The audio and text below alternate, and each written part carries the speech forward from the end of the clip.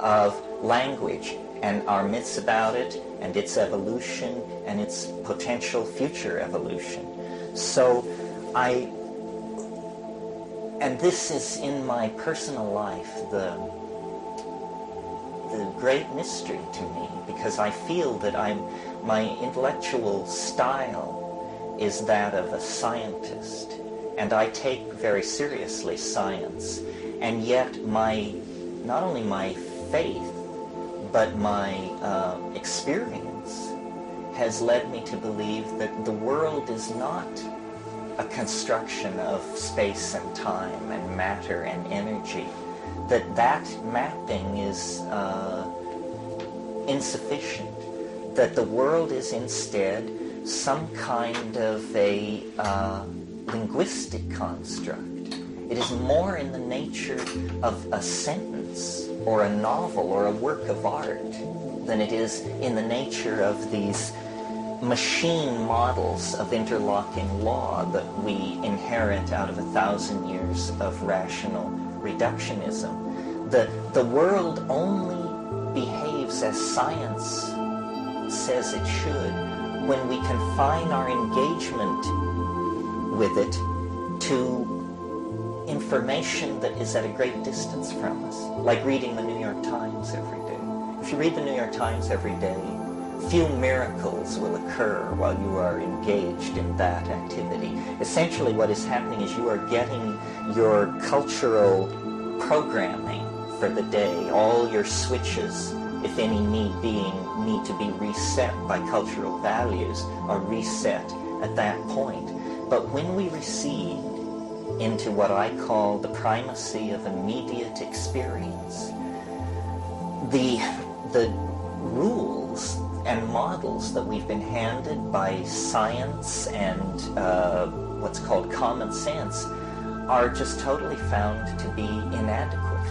And I don't mean when we perturb ordinary consciousness with psychedelic drugs. I'll speak about that in a moment. But I simply mean when we go into solitude, when we go into wilderness, when we endure great travail in our lives, or when we put ourselves in extraordinary alien circumstances, then it's as though the membrane between the ego and something else, which we could call our guardian angel, or the Jungian unconscious, or the overmind, something like that, the membrane grows thin. And the world loses its, its mundane character. And instead, things previously mundane begin to become charged with psychic energy. They become carriers of meaning. They become carriers of meaning. This is very peculiar.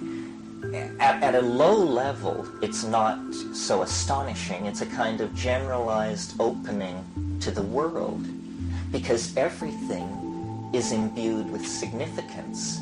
That tree, that person, that greeting, that conversation is imbued with a kind of depth and significance that is satisfying. It's like living deeply.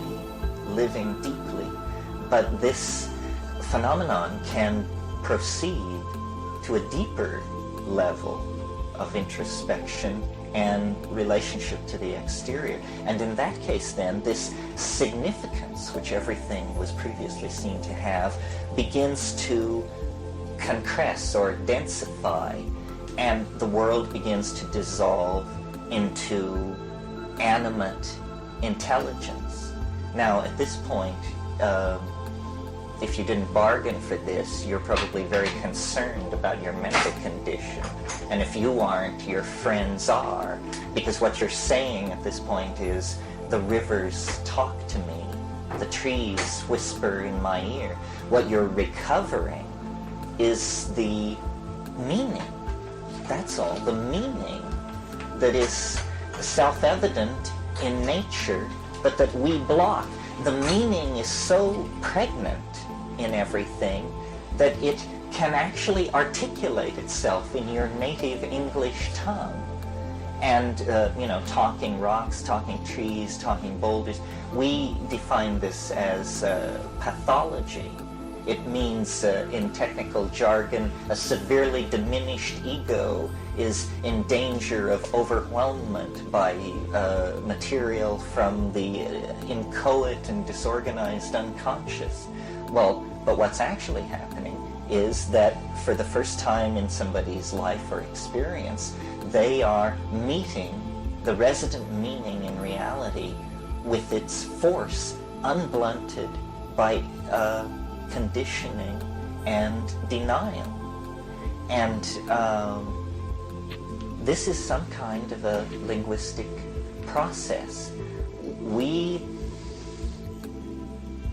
and all nature, I think, swims in some kind of sea of signification, of which we are, in the same way that the amphibians were able to drag themselves out of the primitive oceans of this planet into air and exist in a completely different dimension.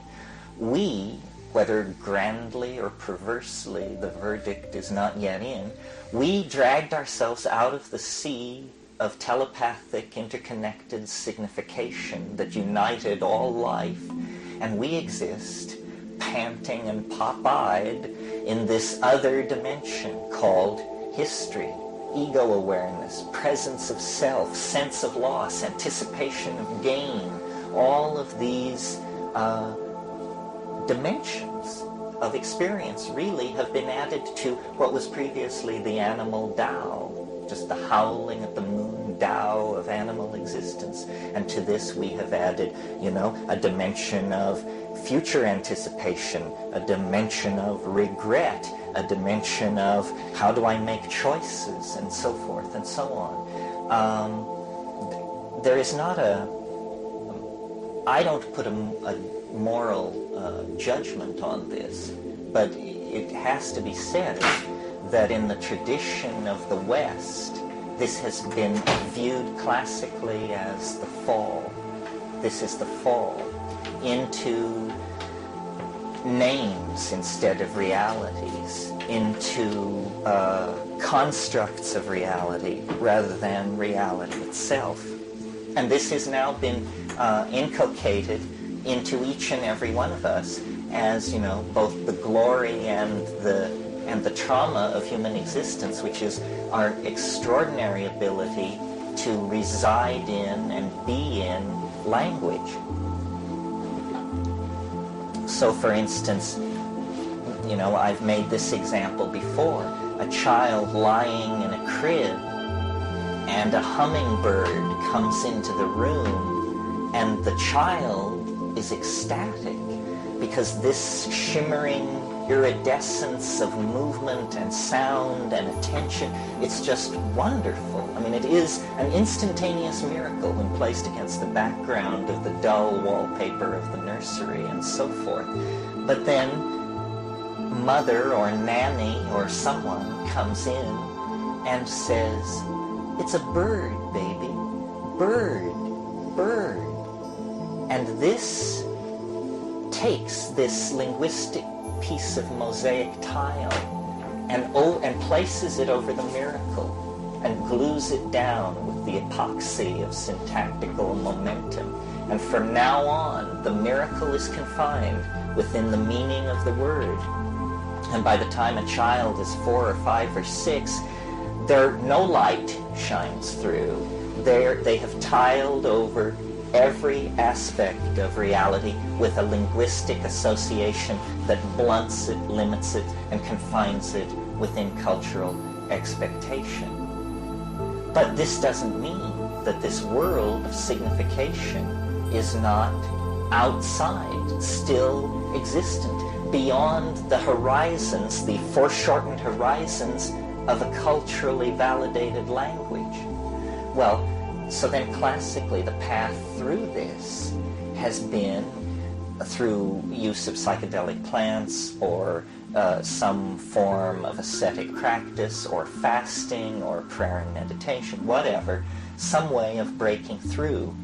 And it is literally presented as a breaking through, a penetration to another level, that culture is an imprisoning bubble of interlocking assumptions that are like a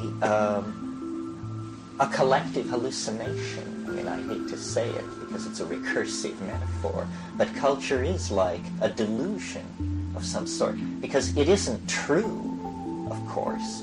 It isn't true if you're a Witoto. It isn't true that you came from the piss of the anaconda god when he had to get out of his canoe at the first waterfall. That's not really true, but that's your cultural myth, and you live inside it. Our cultural myths, that the world is made of things called mu mesons and antiprotons, is of course not true either. But it's a linguistic construct that we culturally validate and live inside.